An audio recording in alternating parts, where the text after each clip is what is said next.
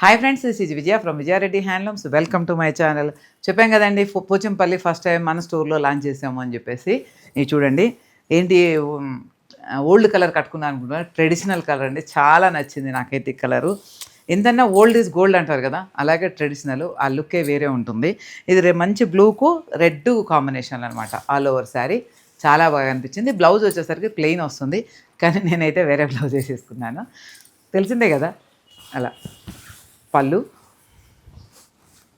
చూడండి, plain blouse వచ్చేసరికి plain వస్తుంది. పైన కింద 6 ఇంచెస్ బార్డర్ వస్తుంది. ఇది చూడండి, చాలా బాగుంది.